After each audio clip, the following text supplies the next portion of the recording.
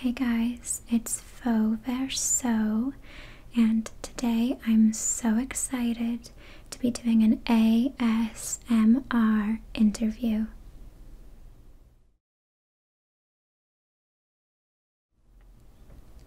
So, I grew up in Los Angeles, but I was actually born in a small town called Proverb, North Carolina.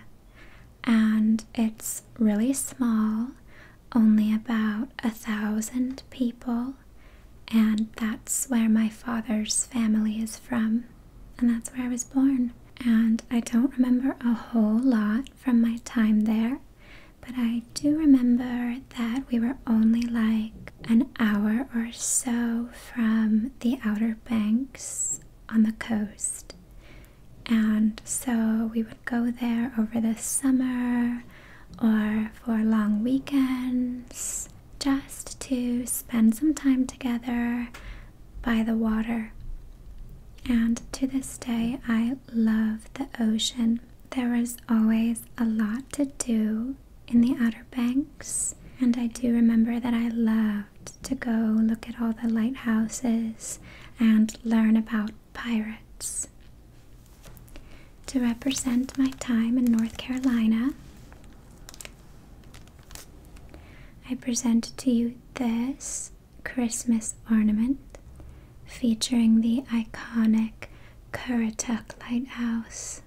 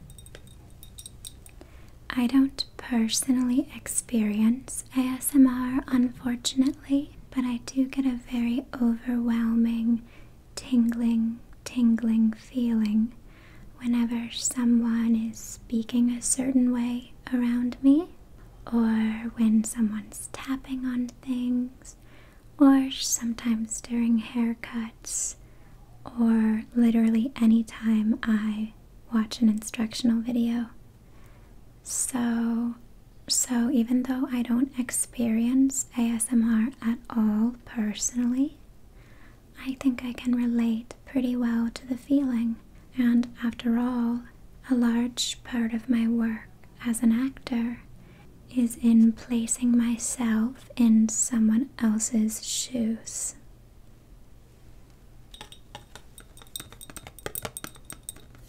And by shoes, I mean experience.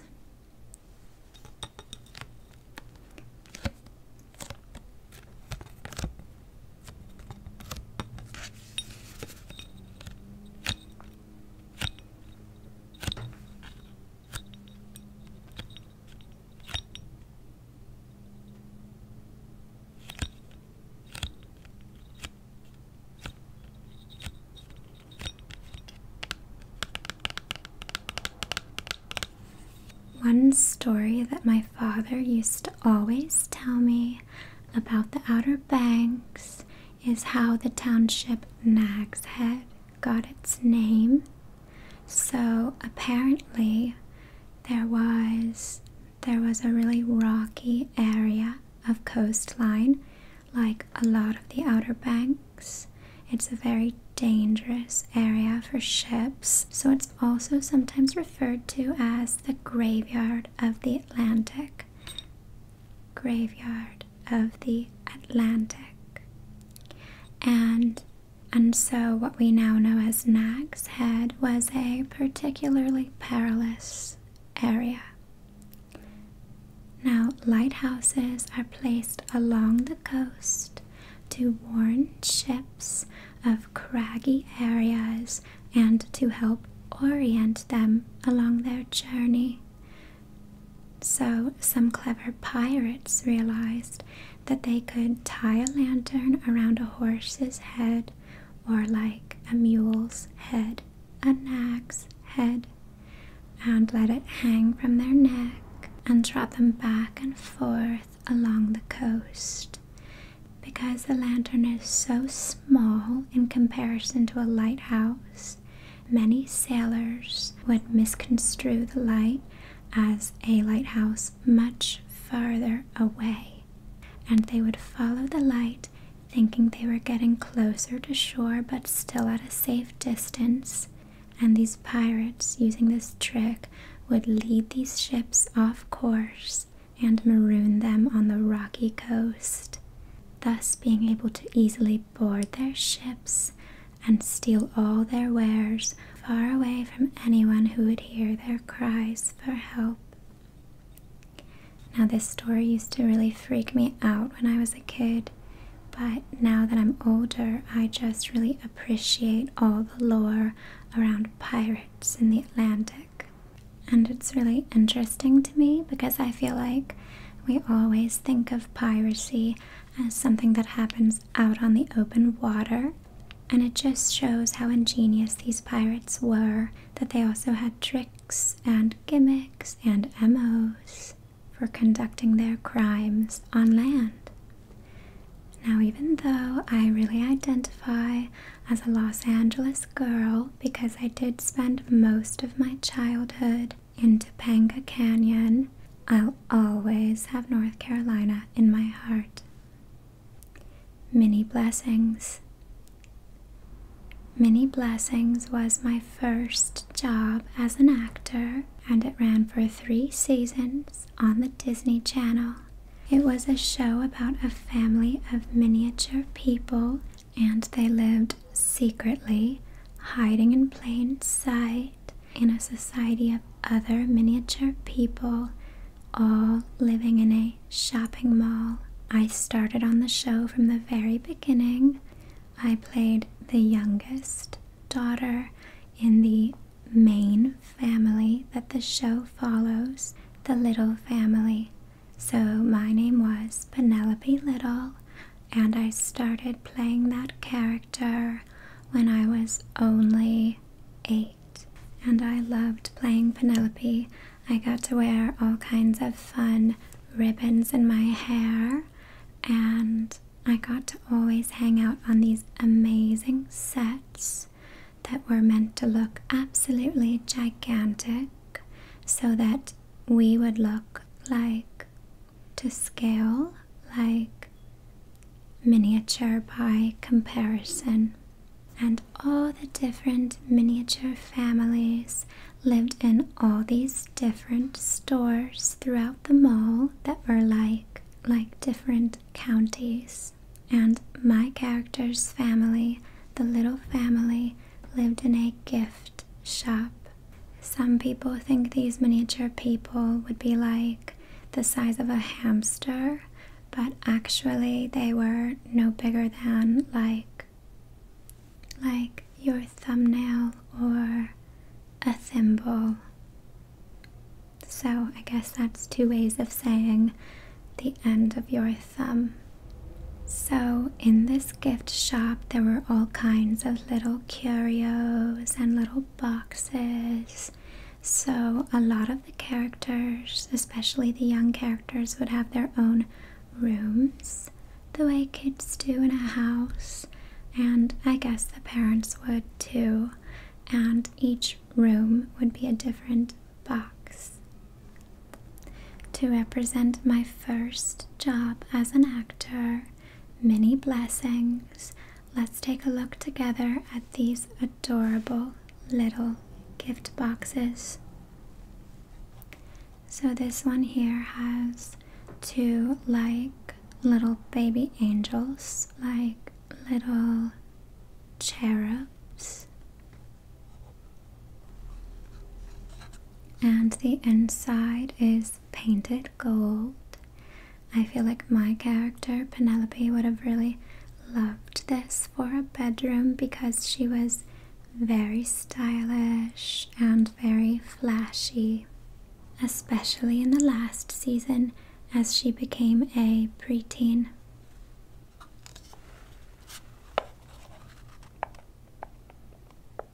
I don't really know what to do with these.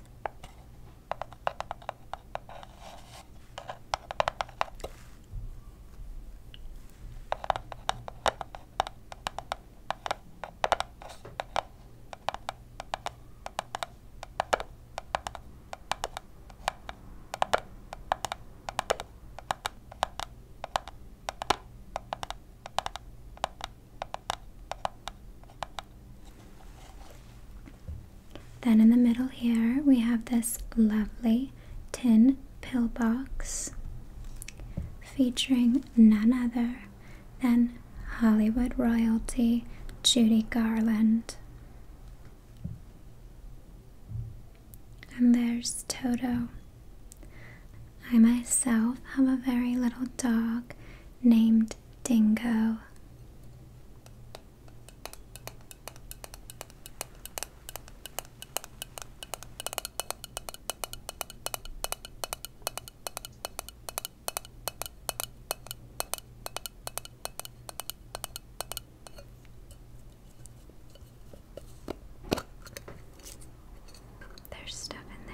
Lastly, we have this little box, very shiny, and seems to be a souvenir you would get in Washington, D.C.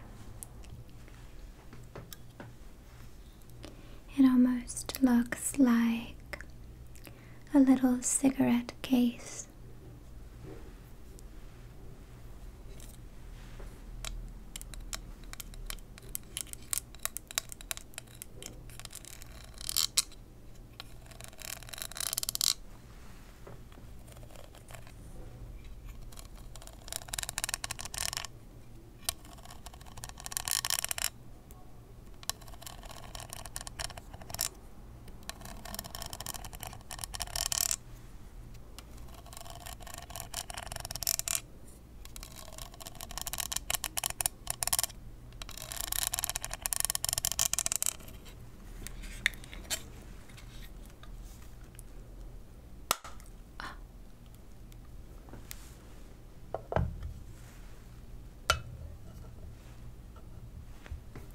Do we have another? So this last one would be the equivalent of like a master bedroom for Mr. and Mrs. Little. This one also makes a lot of sense because again they all lived in this gift shop in the mall. So all of these are perfect. That kind of theme of knickknacks and souvenirs. And my older sister on the show always dreamed of traveling and seeing the world, but it's easier said than done when you are extremely small in a world built for normal-sized humans. So this, I think if I remember correctly, is a cathedral in Cologne, but I'm not actually sure.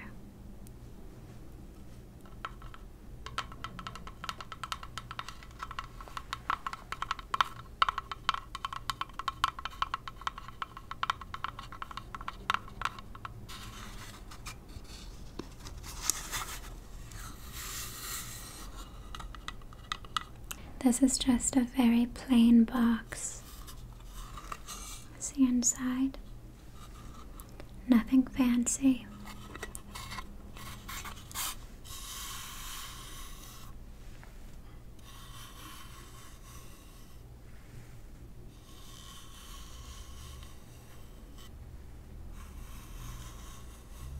I'd love to know the different parts of a cathedral because I think it's such a pretty type of architecture, especially the Gothic ones or the more Baroque ones. And I don't know what you would call these parts.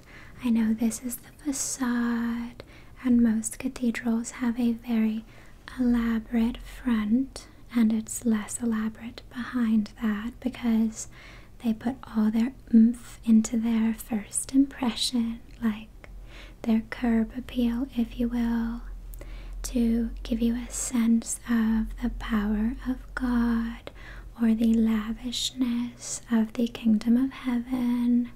So I totally get that. I studied art history for a role. We'll talk about that later. But yeah, I don't remember what you would call these. Are they like steeples? No, that's not right. Like spires? I don't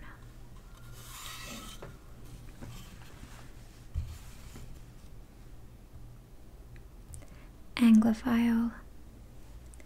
So I continued to do a lot of commercials and bit parts here and there as a child after rapping on Many Blessings, but it wasn't until I was 18 that I landed my first big part. I got the call. I auditioned to play the lead in a mini-series on Netflix called Anglophile, and it was about a girl who had a traumatic last year of high school and started employing as a coping mechanism this alternate identity of a very posh British woman. And she just completely loses herself in this identity, and everyone in her life has to just kind of adjust.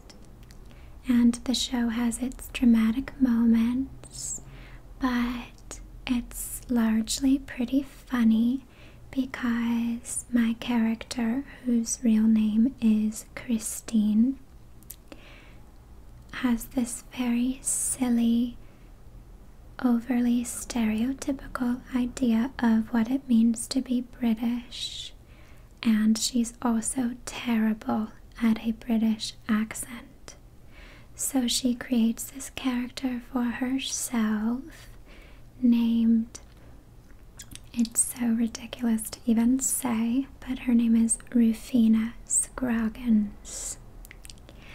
And the name was actually going to be Ruperta Scroggins, but I was getting the note a lot that it sounded like I was saying Roberta, like a feminine version of Robert, not of Rupert. So they made an adjustment, and personally I think Rufina Scroggins is funnier anyway. And I had such a fun time on the show, and the best part was that I didn't need to work with an accent coach because I don't have an ear for accents, and my British accent is so bad, but it actually worked for the character. And it's funny because basically the premise of the show is, in addition to, of course, the background of the character where some very serious things happened, overall it's more like take the idea of Mrs. Doubtfire and make it that the person carrying off this impression is much worse at it and fooling nobody. It's something that I think the show Arrested Development played around with, and Anglophile is very different from that. It's not nearly as over the top or farcical, but definitely in that vein. What I like about the show is that I think it represents and explores mental illness in a way that is humane and tender and destigmatizing. And I had no idea how well received the show would be, and it really changed my life. To represent my time on Anglophile, I'm going to fix you a proper cup of English tea, a la Rufina.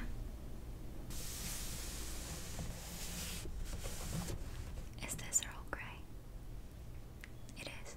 So what we have here is Earl Grey, which makes perfect sense for the character. Rufina loved to drink Earl Grey because she figured that it was a very stereotypical, classic English drink. So she would drink a cup of Earl Grey every day, and tea time was totally sacred to her. The only problem was that she didn't actually like the taste of the drink, so she needed to load it up with milk and sugar, essentially turning a proper cup of English tea into a Starbucks drink. So let's pick out a tea bag for us.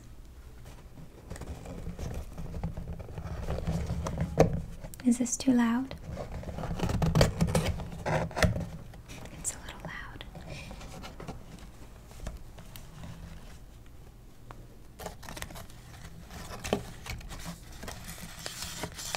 There are a lot to choose from. I like the look of this one here.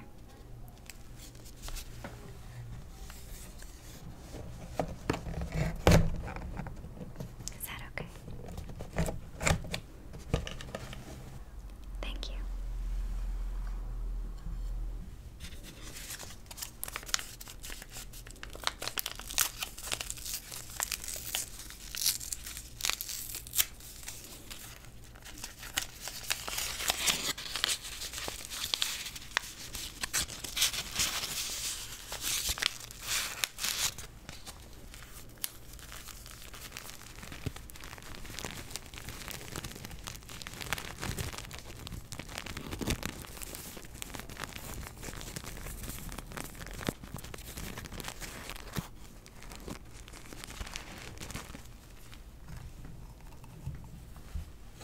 Thank you.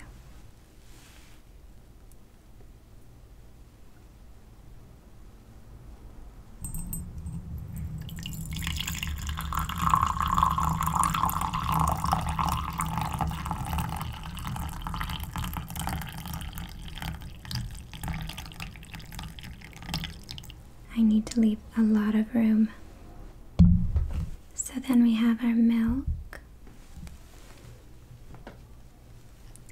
and our sugar.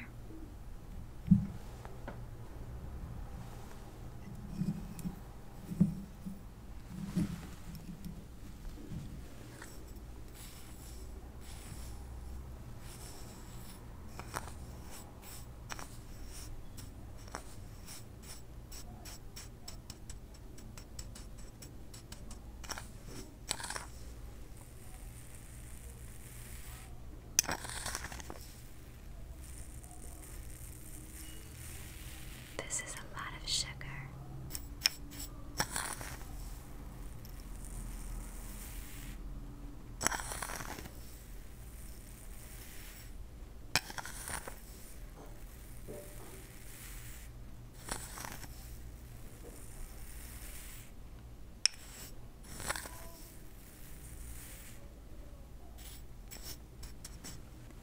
Okay, so here we go. I'm going to put in a shocking amount of sugar. My nutritionist would never allow it.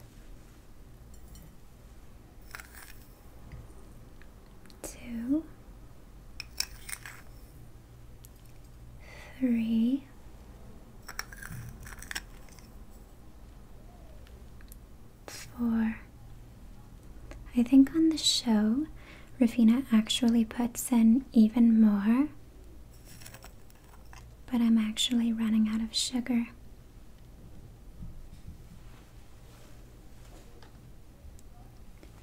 And then milk.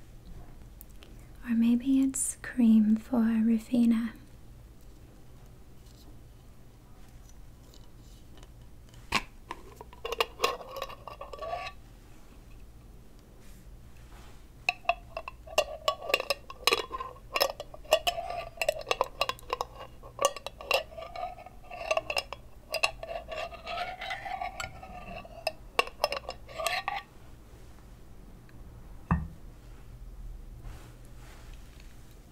This is almond, right?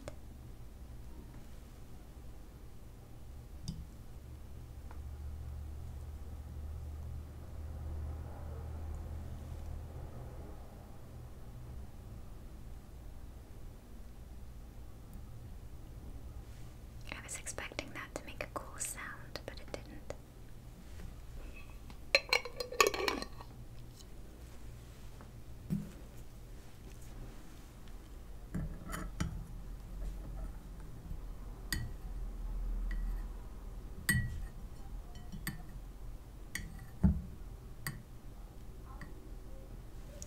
We're rushing the process a little bit. You're supposed to let it steep for a while before you even stir it.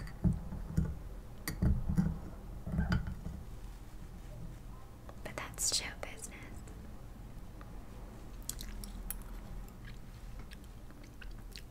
Oh my god, that's so sweet. Now do I have to drink some? Tamara is going to kill me. Okay. You said this interview would be strange. In all my time playing Rufina, I have never, not once, had even a sip of her sugar-laden Earl Grey concoction, even though it was totally her signature drink. I just couldn't bring myself to do it, and it was in my contract that they couldn't make me. Okay, here I go.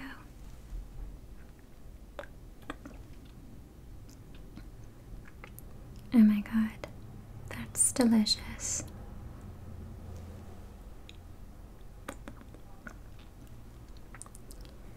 Oh my god, I love it. Get this away from me. The art major. So, probably the most exciting role I've ever worked on was my starring role in the action thriller The Art Major. I played Marta, a very shy, introverted art major who just graduated with honors and already landed a prestigious position as a docent at the Uffizi, which is a museum in Italy. And she gets all wrapped up in this very thrilling series of events when she is selected by a task force to help them figure out a pattern behind a recent string of high-profile art heists. So they're using her knowledge to try to track the thief's next moves, but it could also be because the chief of the task force sees Marta as very pliable, very gullible, and very easily manipulated. So there's something else going on, and that's what I love about Luca Della Gritti films, don't we all? And I was so honored and thrilled and terrified to be working on my first film with this renowned director whose work I grew up watching. So it's a very flashy, gorgeous movie with many an homage to famous works of art throughout Europe as they make their way from one crime scene to another, always one step behind the thief. My absolute favorite scene from the movie is when Marta and the deputy chief of the task force get locked into a gift shop at a museum at nighttime. And obviously the thief is behind their lock-in, so they have no way of contacting anyone. They are locked in an attempt to stall them. And there's some chemistry between these two characters, but mostly the scene comprises them trying to find a way out of this gift shop that has become a makeshift prison. And I don't want to give anything away, but the museum shop sells a bunch of gift soaps, and something very fun happens having to do with soap. Who would have thought? Thank you. Okay, so in honor of the art major, I'm going to pick one of these soaps to mutilate. Just kidding. To cut up. That one smells so nice, I almost don't want to cut it up.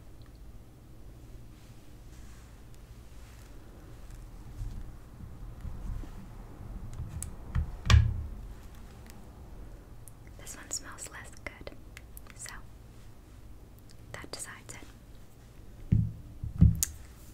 Oh my gosh, that's so cute. Look. So this is actually one of the paintings that gets stolen in the movie. It's called The Milkmaid, and it's by a guy named Vermeer. And I had to research him for my character. Well, to get into character, it's not as if I'm emulating him, but as part of getting into my character, I learned a lot about art history, and I learned a lot about Vermeer in particular. Isn't that cute? Such a pretty painting.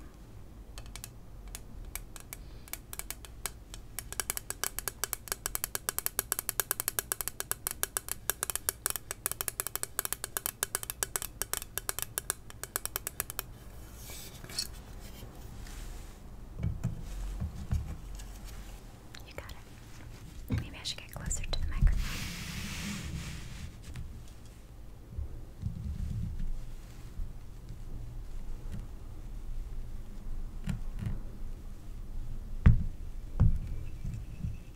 That's not very satisfying either.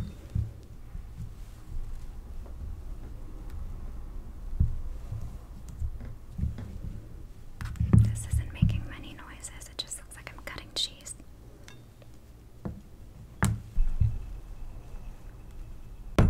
Oh. Am I doing something wrong?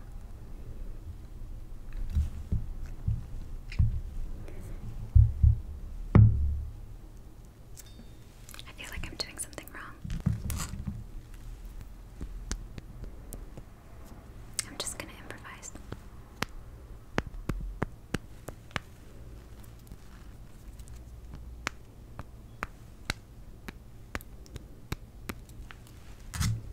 Okay, let's put it back together.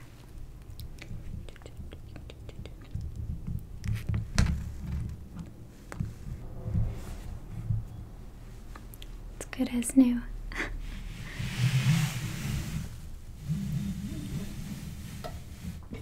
Faux Verseau. So I always knew that I wanted to be a singer. I've been musical my whole life, and I was always told I had a very lyrical voice, and it was just a matter of finding an opportunity. And if it weren't for my success as an actor, I don't know if I would have been able to make an album. So I'm very grateful for the path that took me here, because as much as I love acting, I have a real and deep passion for making music. And if I were asked to identify my one true calling, I would have to say that music is it.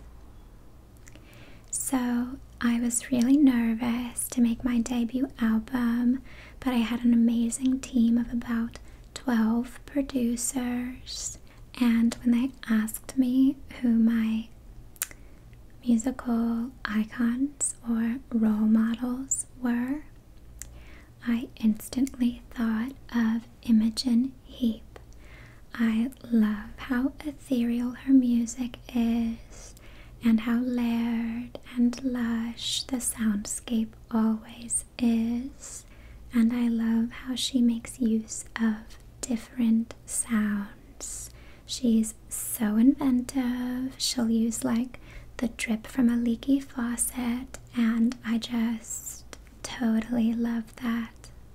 So when I was at my friend's wedding, they handed out all these different bells and kazoos and asked us all to make a ton of noise when they were announced as a newly married couple. And I remember thinking so many of those sounds, as clanky and unexpected as they seemed, were perfect sounds to source for my album. Thank you.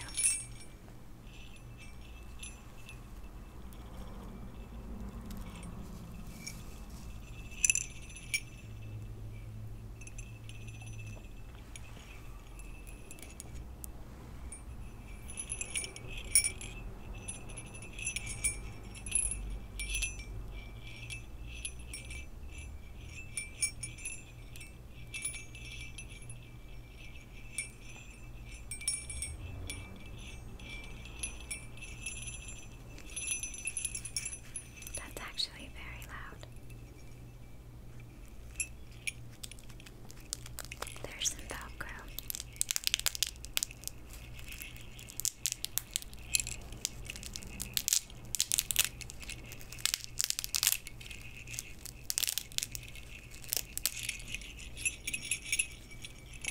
Maybe I should take it farther away from the mic.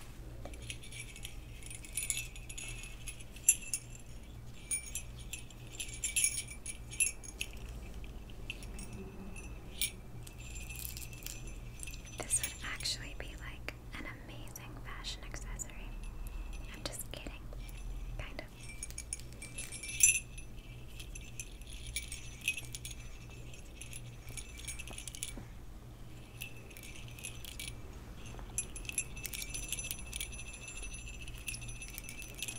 Wow, there's one bead in there that's really going off.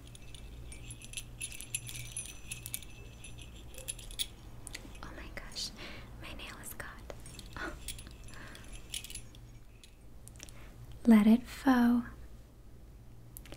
So, my fans have been very vocal about eagerly anticipating my next album, but I just want to make sure that the follow-up to my self-titled album, did I even say that the album was, okay, I totally forgot to say in the last segment that my album, of which I am very proud, with all of its funky, amazing sonic references, is called Faux Verseau. So I knew that I wanted my second album to follow up. I didn't want it to flop.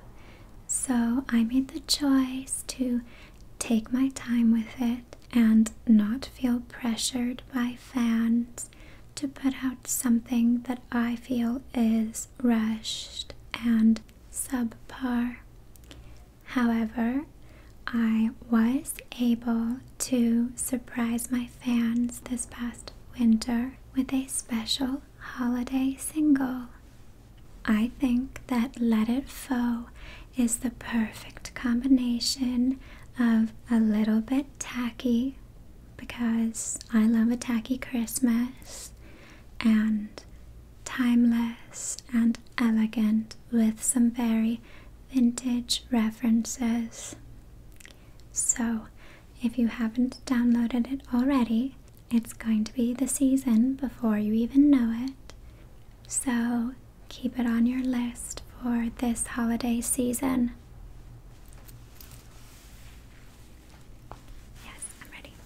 In honor of Let It Faux, I'm going to be making a paper snowflake. Just a warning that I've always been so bad at this. Everyone else's always turn out so pretty, and mine always look like some failure of basic geometry.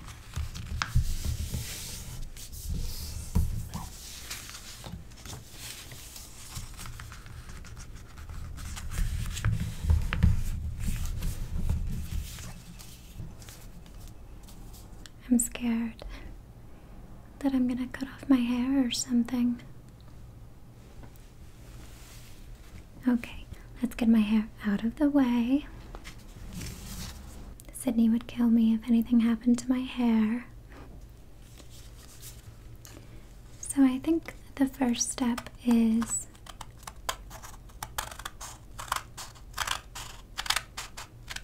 cutting it into like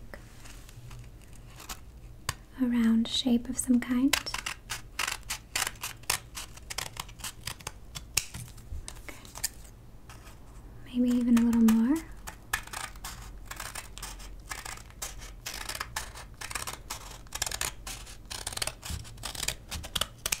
This always happens to me, they end up so small.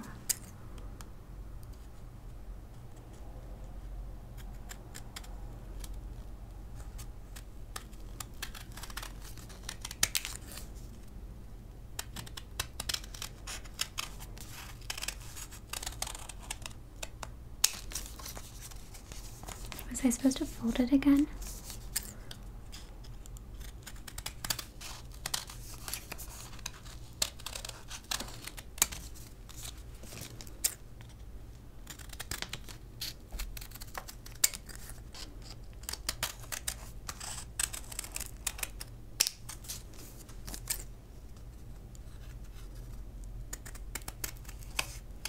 I'm going to do littler ones for this one.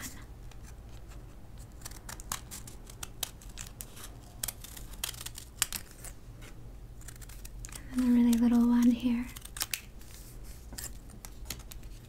I'm going to cut out a piece just in the middle. Nice and random. I think that's the secret. I think other people have more fun with it and theirs turn out better. Okay, that's the moment of truth.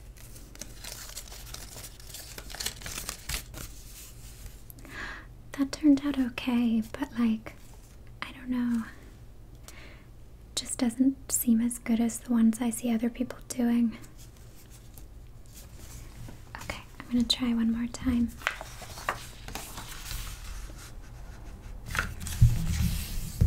My onset therapist is always saying that I need to be less of a perfectionist.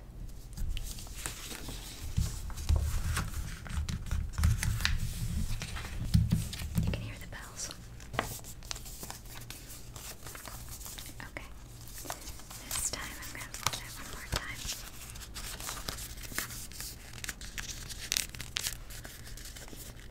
Can you hear my stomach grumbling? I need a green juice.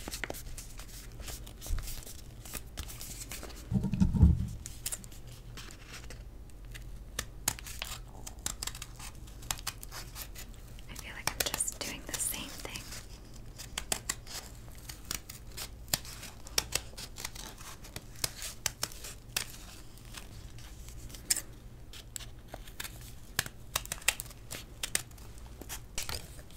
That's so loud.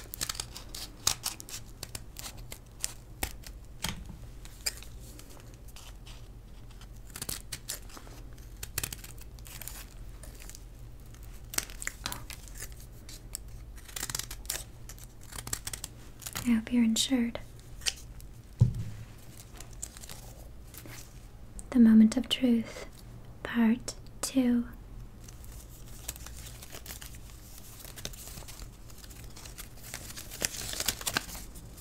See, this is what I'm talking about. Why is it a fucking square?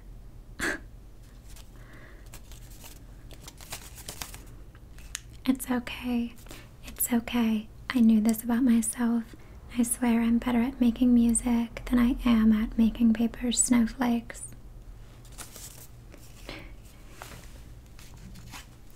But I'm going to keep this one because it's actually the closest I've ever gotten. My name is Faux Verseau, and this has been an ASMR interview. I hope it's been relaxing, and go buy my album. Bye.